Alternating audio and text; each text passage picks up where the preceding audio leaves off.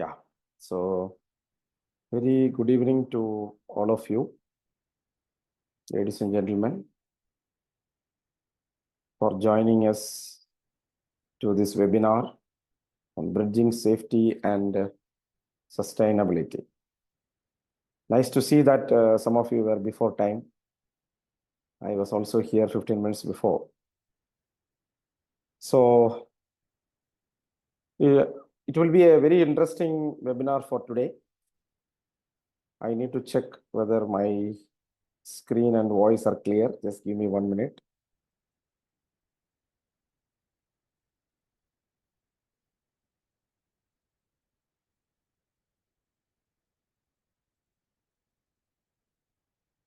Because in webinar, you hardly be interactive.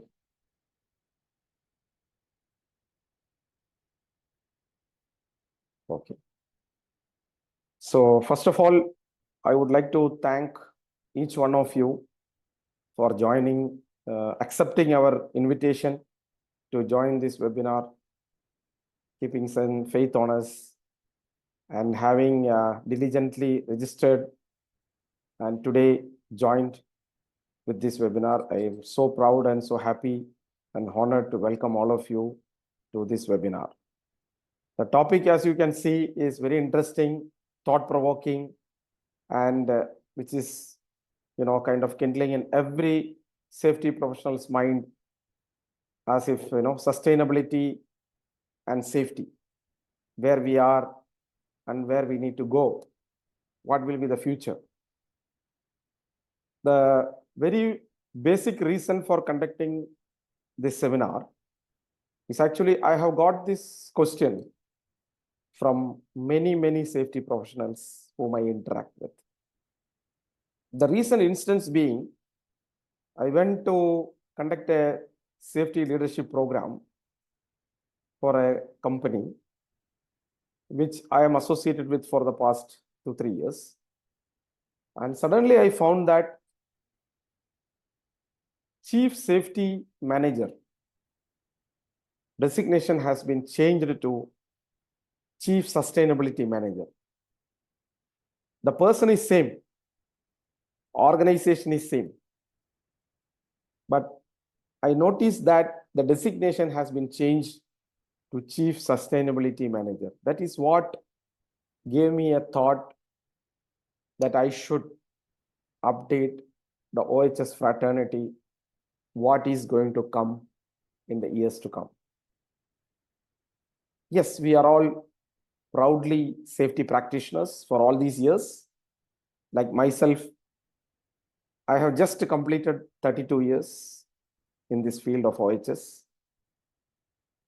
So for me too, it is an eye-opener that how sustainability is going to impact on our profession, which was purely OHS, Occupational Health and Safety. In between, it has been HSC, Health, Safety, Environment, EHS sometimes, Environment, Health and Safety. So this one instance provoked me to conduct this seminar. Even though I have been updating on this field since last few years, as usual, I always consider myself to be a learner. I have never considered myself to be a trainer or consultant or auditor. I'm always a learner. Wherever I conduct a training, I am just learning. Wherever I conduct an auditing, I'm just learning. So this learning process has made me to think, to conduct, to do some research on this very particular field. And I was so confident to do it because I was associated with United Nations for some time. So I will just give you some kind of introduction about myself. Ladies and gentlemen, you may be knowing me. My name is Anil Gopinath. I am a core safety professional since 1992. My career started from the Indian Air Force. I was associated with airfield safety operations with the Air Force. After a glorious service of 13 years, I got a chance for deputation with United Nations. That is where I came across international standards and very close to operate with United Nations. Since then, I am keeping a tab on UN, ILO, all these things. So whatever development happens there, I keep myself updated. After 18 years of glorious service, I put my papers. Most of you may be knowing about my background. I don't need to, elaborate on that. Right now, for the last 15 years, spearheading Safety Catch started in 2010.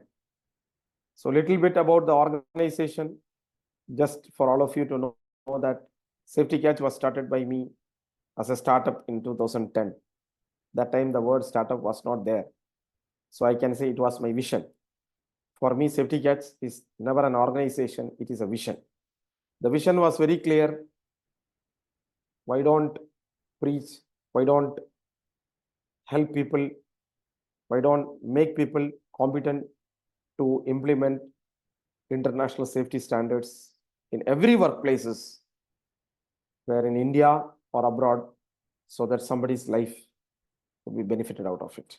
Our vision was very strong. That is why even today, Safety Catch is known to be one of the quality service provider. We are living on that reputation and we will. Secondly, we are accredited by many of the major awarding bodies, and we have done audit of more than 150 sites, provided consultancy service to more than 200 corporate clients since then, trained more than 20,000 HSE professionals. Many of them are working in higher positions today in the Middle East, India, sometimes UK, US and Canada also. We have operations in India, Saudi Arabia, Qatar and Bangladesh. So these are some of our accreditations, which are well known to all of you. I know many of you are already from the safety background, safety profession. You know all these organizations. We operate on OHS and ESG consultancy and auditing right now. We have added ESG to our portfolio recently because we know that without ESG, we cannot go longer anymore.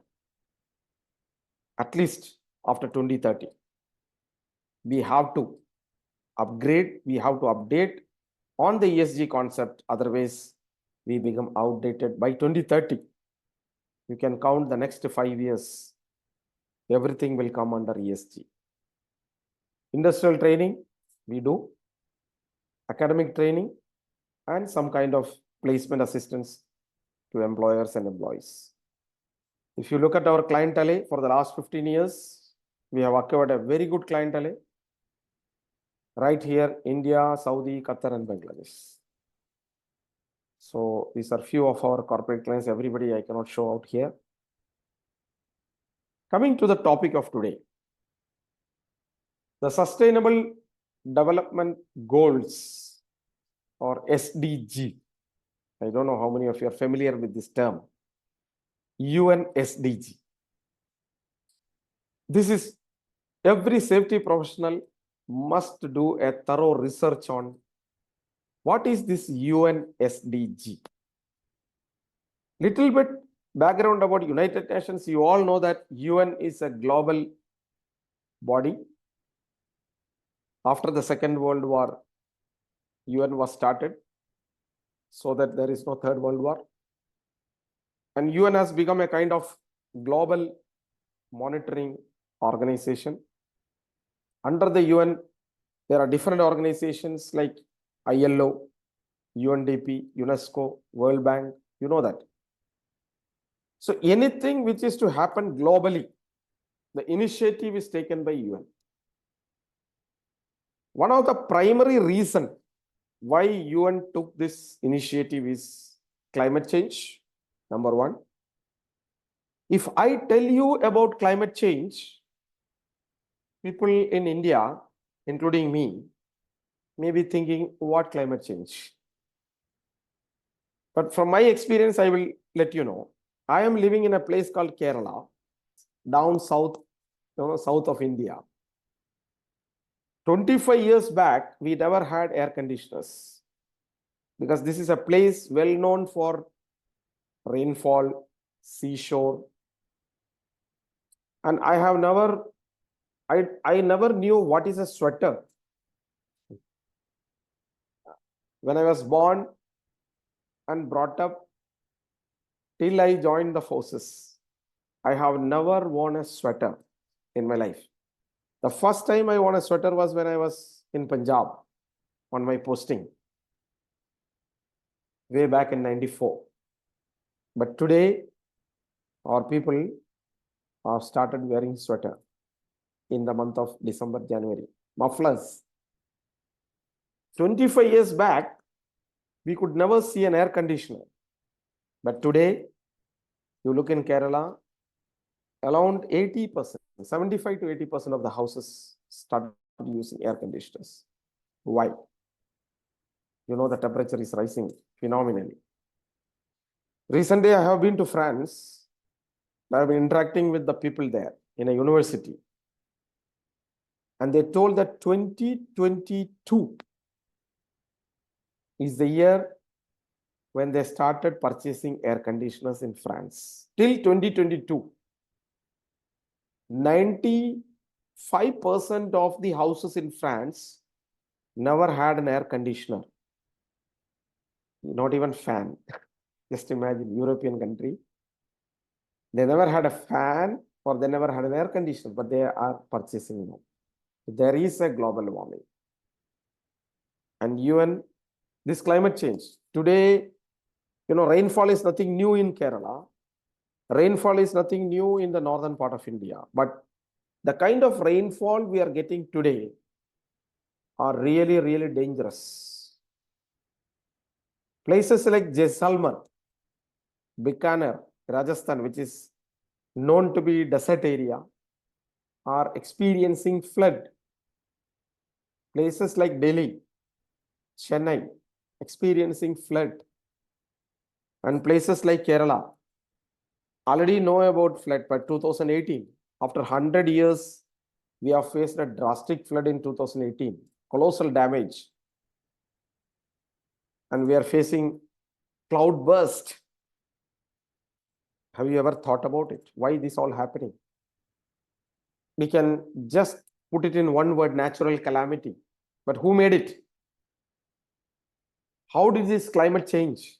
How did this pattern change? How do we people started becoming scapegoat, becoming victim to this climate? That is where the whole world started thinking about it. And you may be thinking, what is going to happen? See, let me take a leaf out of history. If you and me today happily working for 8 hours a day, thanks to a thought which was made in 1919, where ILO made a convention. Can you think about 1919? When ILO makes a convention about the first convention of ILO, hours of work convention. Had it not been that convention that day, today we all would have been working 24 hours a day or 20 hours a day. So don't think negative. What can happen? Some thoughts, some decisions today change tomorrow. What ILO has thought in 1919 that people should work only for 8 hours a day, we are enjoying the fruit of it. Similarly, today UN has thought we have to preserve the climate. We have to preserve this globe. Otherwise, maybe next 50 years to 100 years, the earth will vanish. There is no place for the next generation to live. That is where they have developed this concept called Sustainable Development Goals. The 2030 agenda, they have kept a target for 2030. We are in 2025 now. UN has kept a target of 2030, an agenda for sustainable development adopted by all the United Nations member states in 2015. It's already adopted. It was silent. Actually, now the effect is coming. You and me are searching what is SDG, what is sustainable development, what is sustainability reporting. All this we are searching now, but it all started in 2015, 10 years back. It provides a shared blueprint for peace and prosperity for people and the planet. The most important is people and the planet. If no planet, no people. Now we have to act. Why? If you want to preserve the future, if you want this globe to be there, if you want this earth to be there in future, we have to act now. That is what UN has taken the leadership role. So I'll just take you to the history of UN SDG. It all started in June 90. We are talking about 10 years back, 2015, but actually the seed was sown way back in 1992. There was a Earth Summit in Rio de Janeiro in Brazil. In that summit, they have, thought about saving the earth, because that time we were talking about greenhouse gas, ozone depletion. I still remember, I myself have used this BCF, being aviation safety in the Air Force. I am associated with firefighting, aircraft rescue and firefighting. I would have used at least 3 to 4 times this BCF live for aircraft engine fire. It was an excellent, my experience, I will tell you, whenever I used, I found that within seconds, the fire will stop. Aircraft engine fire, which is the major danger. You can just imagine an aircraft engine on fire with all fuel. And you are able to put it off with this BCF, bromochloro-difluoromethane. Halon 1211 classification. So, but after some time we were taught it is banned. We cannot use it, or the whole globe production is stopped. Maybe in aviation they are still using, but in outside the world, because it was an ozone depletion gas, fluorine was there. So rapid use of halon causes holes in ozone. People at the age of me, 50 plus, you all remember we started learning by something called ozone depletion, ozone holes. That was happening way back in 1992, which again gave to the greenhouse gas, GHG emissions. So slowly, this concept was building up. We are spoiling the earth in the name of development, in the name of so many other things. We are pumping man-made gases, chemicals into the atmosphere, which is causing problem for us. So after the ozone holes came the greenhouse gases, global warming, now sustainability. That is the way I'm telling about. So in 2000, in Millennium Summit at UN headquarters in New York, further discussions went on. How can we stop this atrocity of spoiling our entire planet in the name of development, in the name of business, in the name of profit? Further, in 2012, Conference on Sustainable Development started in Rio de Janeiro, Brazil. They called Rio Plus 20 in Brazil. They further started discussing about this concept. And latest, I shown you the Paris Agreement on Climate Change. This has made the whole difference, because I told you Paris, France is one of the worst affected country in the world of climate change. I don't know how many of you will agree. If you were born in a village in India in late 1970s, and if you are living in the same village like I do, are you experiencing that? I am experiencing that. I have seen rain in 1970s, 80s, 90s in the same village where I'm staying now, and I'm seeing the change now. So I accept this fact that there is something to be done, because I am a victim of this. There was no flood which comes to my home till 5 years back. But now I'm facing with this problem. I'm a victim of this problem. So what never happened in 1970 in the same place, what has never happened in 1980 or 2000, in 2020, we are facing it. We are near to the coastal area and we have never faced a flood, the kind of flood we faced in 2018. How suddenly it is coming. And I hope you all people may agree, if you are living in city or village, that is a different. But if you have born in 70s, what was the climate then? How we lived then? In 80s, how we lived? 90s, and now 2000, 2025. What drastic change are we facing in this climate? We have to accept it. So along with occupational, in one, it's all because of business. It's all because of business activities, industries, pollution. We all know that. Environmental aspect and impact. We have studied a lot about it. But then we are all victims of this problem. So UN has taken an initiative. This Paris Agreement in 2015, from there on, they have focused on 2030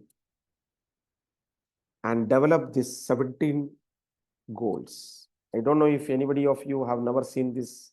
You are all safety professors, you know this. If you have not seen this, just Google UN SDG. United Nations has made a very good website for UN SDG. You can see all the 17. And when I talk about climate change, UN has not only focused on climate change.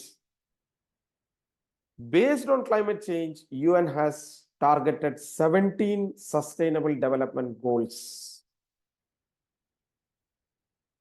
Basically, to enhance the life of human beings, welfare of human beings. What are the, and it's a very good initiative, I'm telling you. I have been working with UN. I know that the programs they make have a lot of impact in this world. So you can see the 17 goals what they have made are realistically important for the world to grow. If you look at human rights, you look at,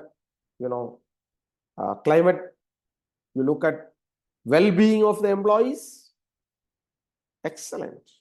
They have made excellent strides, I will say. They have thought about those 17 areas which really going to impact our life, at least our next generation life. You can see here. I'm not going to explain all this because it will take a lot of time. I just introduce you. If you are interested to learn about this, go to YouTube, search UN SDGs. You will get a YouTube video explaining itself on all these 17 SDGs. Please do it. All safety professionals, you must watch this 17 video. These 17 SDGs are going to be the pillar of every OHS department the days to come. Why? I will tell you by experience. 6 months back, I got an opportunity to conduct an ESG audit in one of the major construction site. So I was selected as an auditor. I don't know why. Maybe because of my CV, my background, etc. So the chief consultancy in India, they are basically an abroad agency. They selected me as an auditor. I don't know how they have compromised with my commercials and all that, but finally they have selected me. And they asked me to audit 2 sites, basically construction sites. I agreed to them. They sent me all the checklist, everything. So the moment I was going through the checklist, I was so amazed. There are 120 questions, 120 questions in the Excel sheet. And each question is related to this UN SDG. one of UNSDG 1, UNSDG 2, like that. And I found that majority of the questions are related to sustainability and employee well-being. I got prepared. I went to the site. I don't want to name any organization here. It was a huge, massive construction site. Client office was there. Client office was perfect. Client staff was perfect. Client systems were perfect. I was so happy to see such a perfect client, perfect system. But the moment they took me to the site, things just opposite. And when I asked them why the standard has reduced, they said, sir, these are manned by contractors. I said, your contractors are all also part of you? Sorry, sir, we are trying to implement our standards, but contractors, you know, they are like that, like this. So they were amazed to see that when I was auditing, I was more focusing on employee welfare and well-being. And this agency which gave me the opportunity told me that every observation, there should be a photographic evidence. So you won't believe, I had to take photograph of the toilet also, kitchen, first aid room. Everything has to be substantiated with a photograph. More than 100 photographs.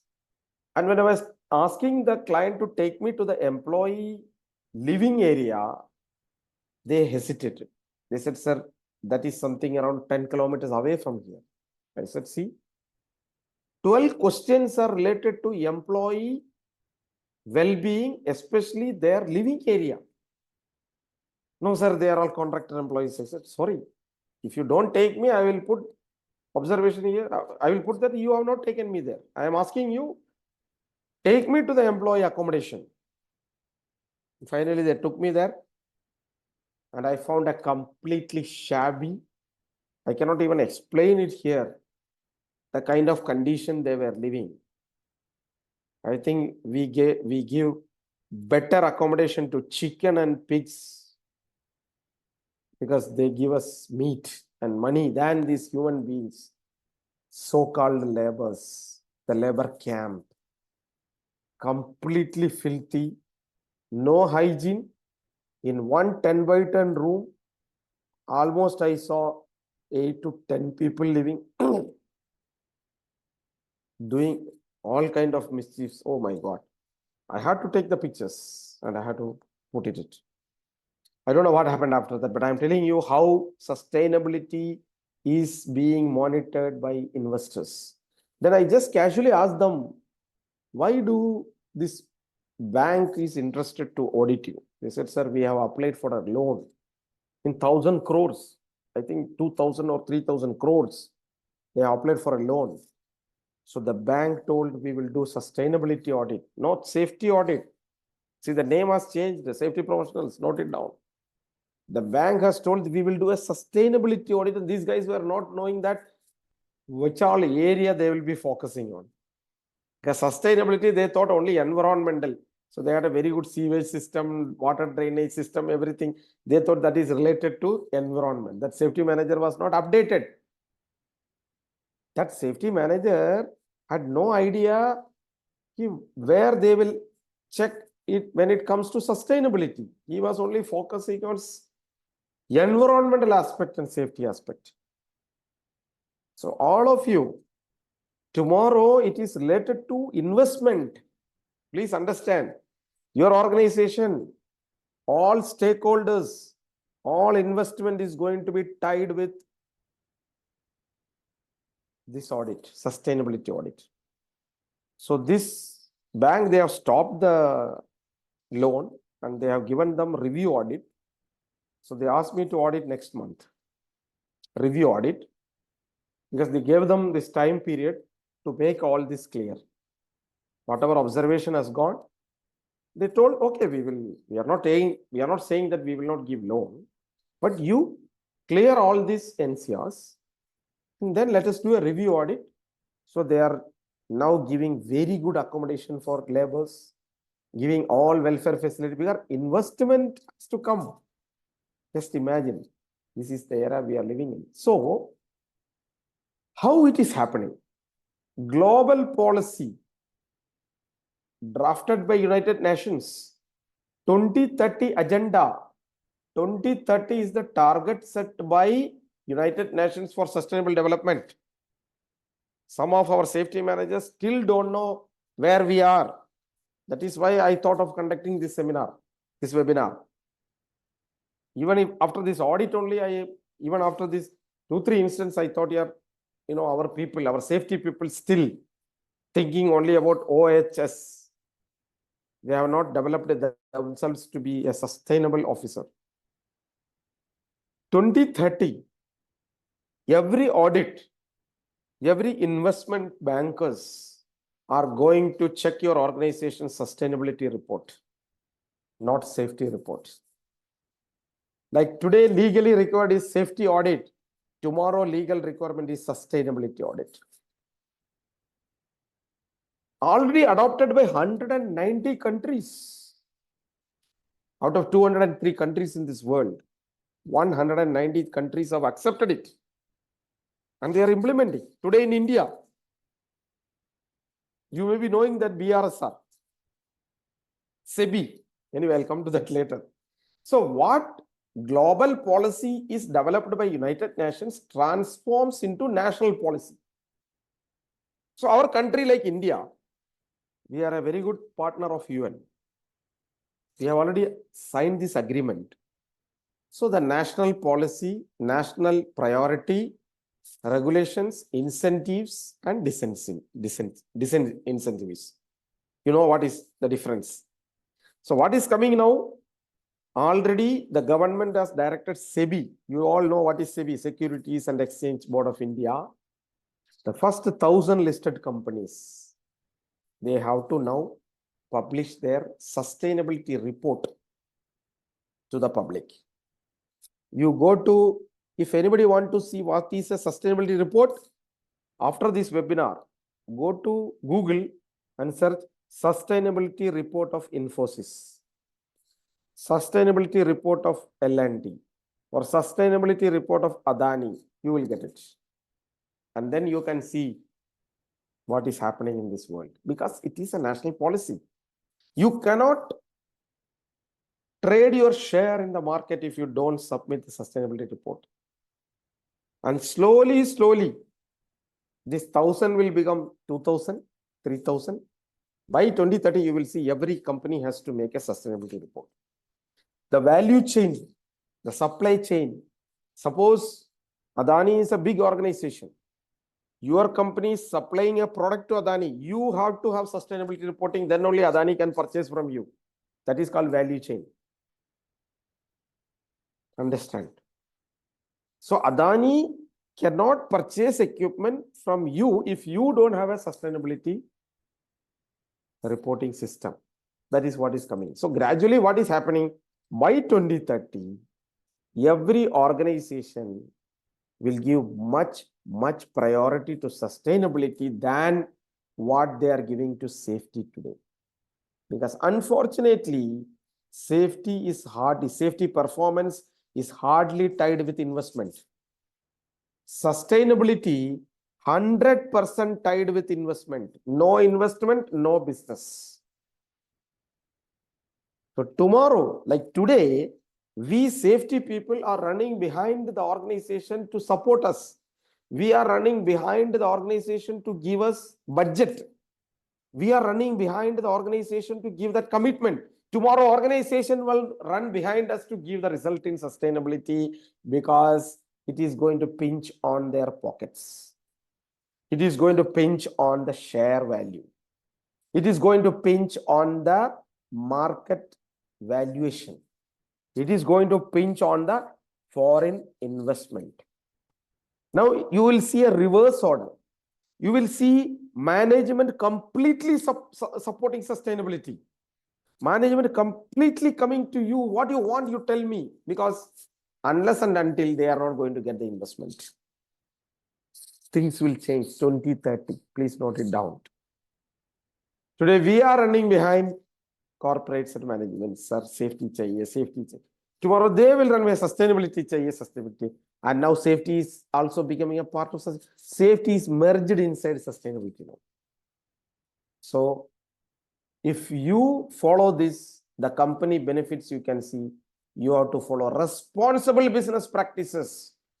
When I say responsible business practices, safety is one of the responsibility. So tomorrow we cannot have a safety department alone.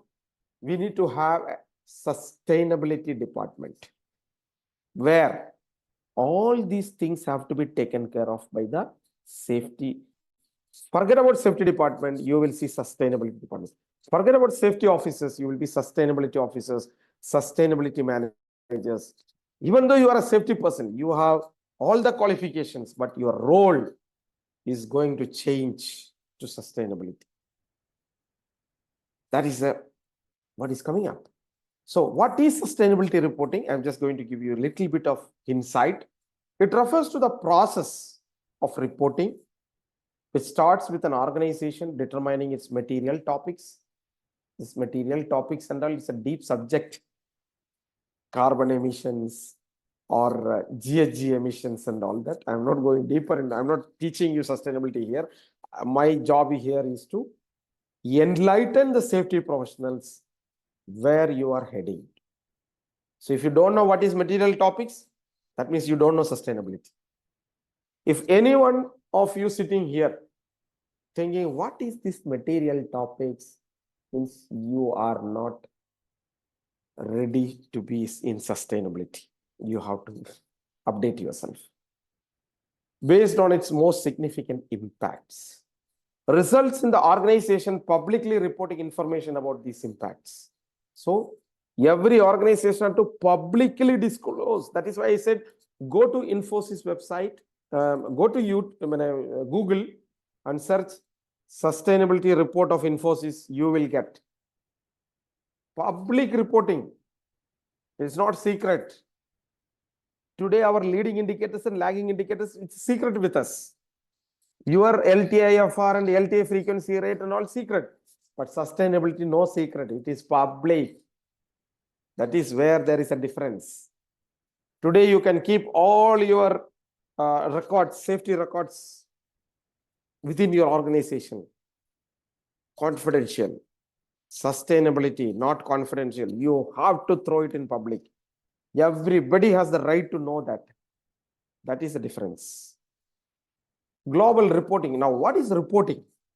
So every organization has to have a framework of reporting. Like you all know, like today we are all living in the era of ISO 45001. Okay. From OSAS 18001, we have migrated to ISO 45000. Before that, we were using ILO 2001, or UK people were using HSG 65 framework. America was using ANSI Z10 framework. I hope all safety professionals are aware of this. Long back, America was using safety management system called ANSI Z10. UK was using safety management system HSG 65. ILO has designed 2001. ILO designed ILO 2001 management system. And then came the OSAS 18001, Occupational Health and Safety Assessment Series 18001, which Asian countries, Middle East, we were using. But everything changed to ISO 45001 2018. That is framework. That is called a framework. Global framework for OHS. Similarly, there is a global reporting framework for sustainability. Today, which all the reporting framework? Number one is GRI, Global Reporting Initiative. Second is SASB, Sustainability Accounting Standards Board. In India, it is BRSR, Business Responsibility and Sustainability Reporting, designed by SEBI, Security Exchanges Board of India. Sorry, I thought it is not there, it's coming. So Business Responsibility and Sustainability Reporting, BRSR, in India. These two are global. This is Indian. See, India has exceeded many countries. Please understand. We were actually we were photocopying others.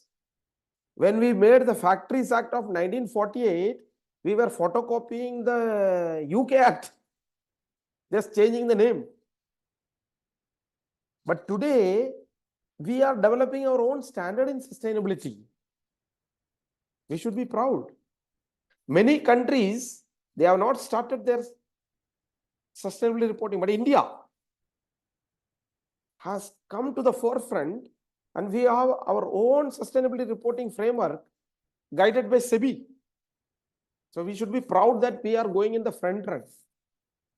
So that is the importance of sustainability reporting coming in India, and we are all working in India. We are all Indians, or maybe some of you may be from outside, sorry. So if you are operating in a global spectrum, please understand about these frameworks. Even in India, some companies still use global framework. See, there is nothing hard and soon. You can use any framework, but you have to report. So this is just SEBI has defined. They have given a very beautiful reporting system called BRSR. Right. So if you look at the material topics, I was telling you material topics. You may be wondering, I don't know. These are the material topics. You can see customer satisfaction, human rights, company welfare. All these are affected to the material topics. And the strategic topics, you will see health and safety.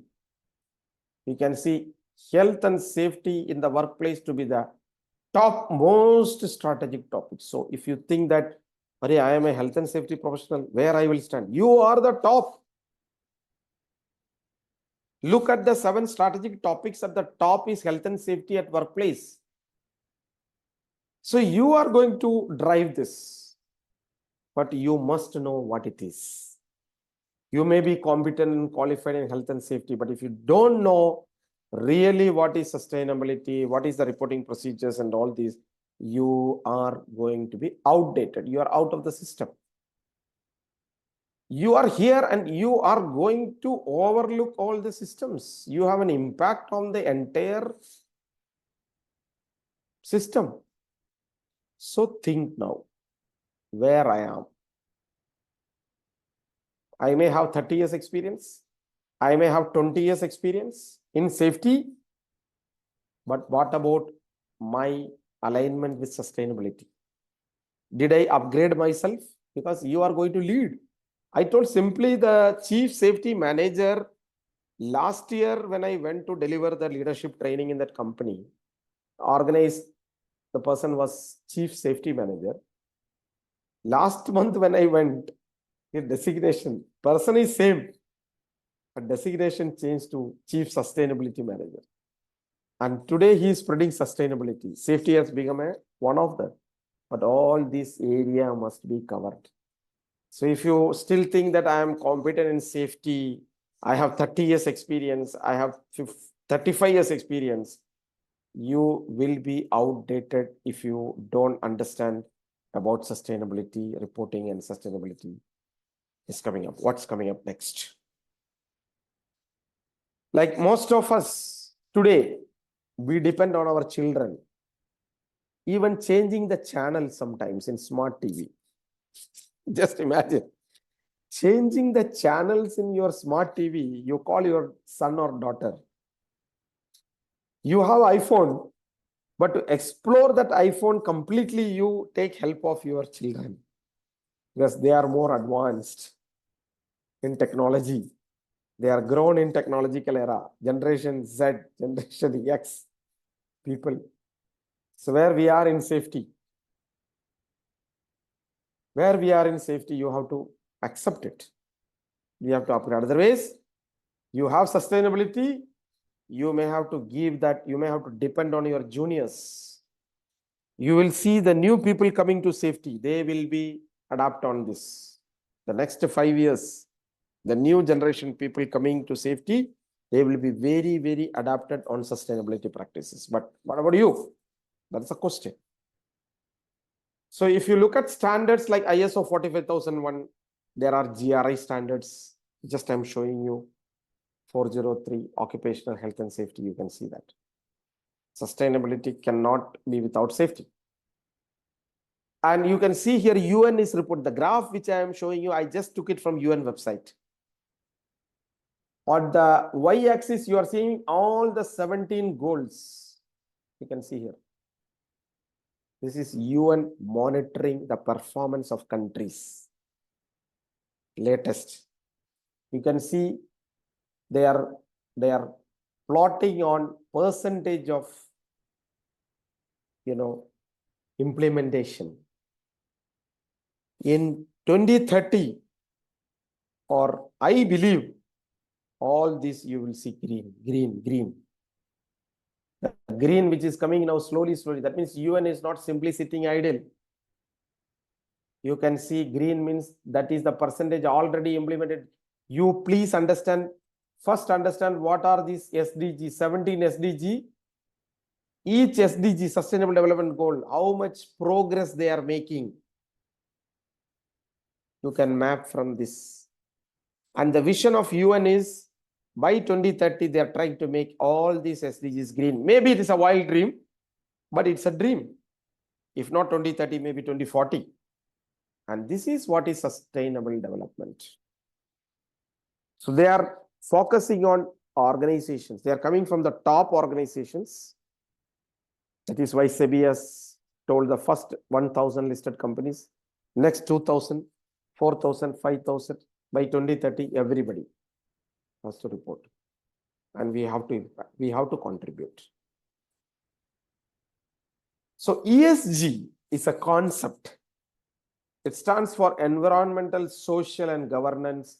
And it is a set of criteria that investors and other stakeholders use to evaluate a company's performance. You can see that. Investors. This is where everything is going to be very, very serious. You don't report sustainability, you will not get investment. No investment, no business. That's why I told, today we are running behind management to support us. Sir, please support us. Safety, safety. Tomorrow management will run behind us.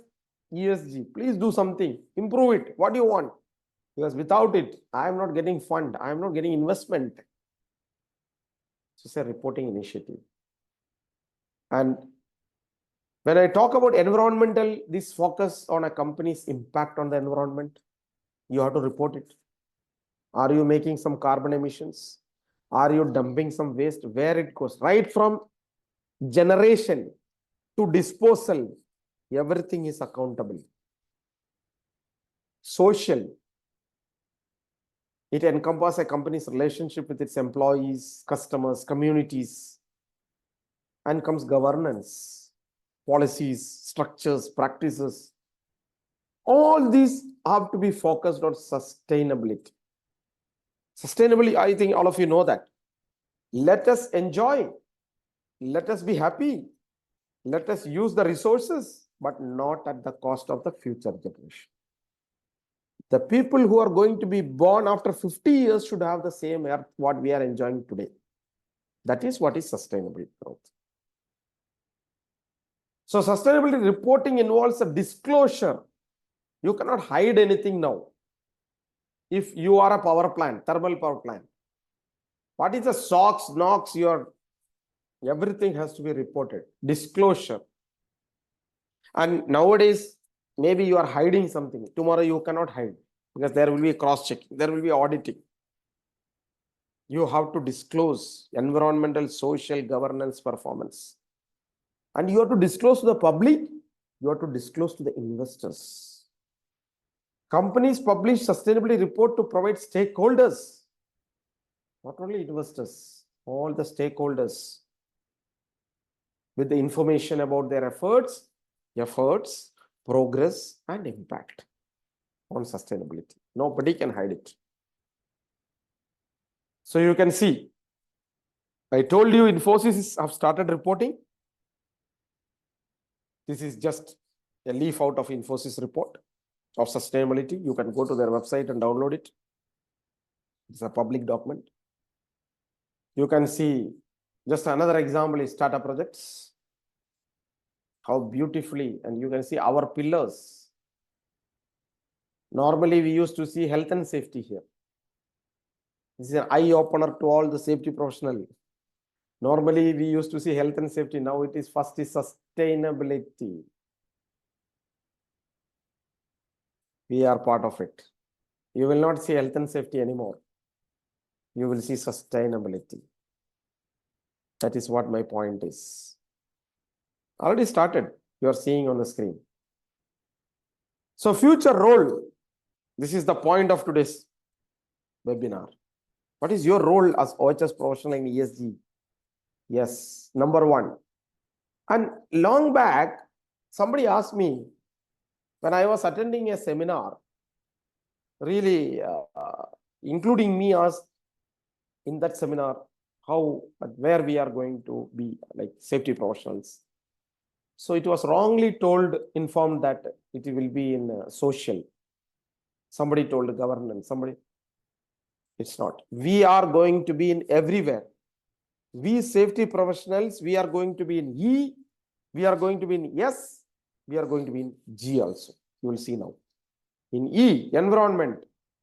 See what are the things included in environment responsibilities for ESG professionals. Workplace safety. See, I told you safety is the primary concern. Then climate resilience. So we are competent here. What about here? This is the question every safety professional asks to yourself. I have 32 years of experience. What is my ESG capability? What is my sustainability capability? Next, sustainable practices in HSE management. Sustainable practices. Have you ever thought about it? We have to. I cannot say, see, I have 32 years of experience. Don't ask me. I must understand what is sustainable practices. I have to. Regulatory compliance and environmental health. Incident reporting and prevention. Maybe we are doing already. So please note it down. If anybody have doubt within ESG, where safety professionals role will come, please note it down. This will be a takeaway. I don't think so much clarity anybody will give you. It's a very clear picture I am giving to all the safety professionals. What will be your role within ESG? Tomorrow your department name will change. Next 5 years, all safety department, your name is going to change to sustainability department or ESG department. You are no more safety managers. You are going to be sustainability managers, or you are going to be ESG managers. Be sure of that. Coming to second one, social. Worker health and well-being. I told you almost 25% of the questions that I audited was in this area. Diversity, equity, and inclusion. Ethical labor practices. Community and stakeholder engagement. We are going to be involved in this. If you look at 45,001, in certain areas, we are already engaged, like worker participation. You may be knowing like worker participation and consultation. Clause number 4, context of the organization. You may be knowing that internal and external issues. So these are all gradually changing shape to ESG. Next is governance, safety, governance, and transparency. Compliance with ESG standards. You should know what is ESG standards. Risk management, ethical decision making. Board level advocacy for OHS. This is something which I am looking for. This is what I told you. Your management will come behind you. Today we are going behind management. Sir, budget de do, commitment de do, wo de do, ye de do. But tomorrow management will come behind you to make their ESG, because they will not get investments. They will not get share price value. Next is sustainability reporting, data collection and reporting. Performance metrics and KPI, which we are already doing it, but sustainability reporting will come inside that. Supply chain safety audit. This is one thing which is going to come very much, which hardly we do today. We do contractors, we do client, but what about supply chain? When it comes to supply chain audit, hardly any companies does that. Now this is going to be mandatory. sorry, technology and digital transformation into AI, artificial intelligence is going to make a havoc. We have to be abreast. How AI, sorry, how AI is going to impact us, how we can leverage AI into our profession. These are the things we are going to. So ultimately get yourself updated and be future ready. So what Safety Catch, end of the day, if you believe in us, we have designed, after getting into a lot of queries. To be frank, this whole concept came because of inquiries and doubts from my students, clients, that why don't you do something on, why don't Safety Catch start something on ESG and sustainability? So 2025, last 15 years, myself and Safety Catch, we were focusing on only OHS, occupational health and safety. So we thought that it's time for us also to update and spearhead on ESG and sustainability. So primarily, we have started a beautiful program, Certificate in Environmental Sustainability Management.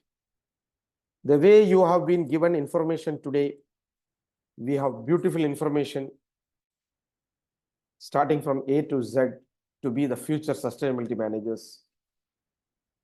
But we know that we are all very, very busy people, safety professionals. So we have kept it simple, 5 days, evening 3 hours, maybe evening, maybe we'll have a Sunday batch. We will have a Friday batch because we have, like the Bosch diploma and all, we have Friday batch, Sunday batch, evening batch, all batches are full by God's grace.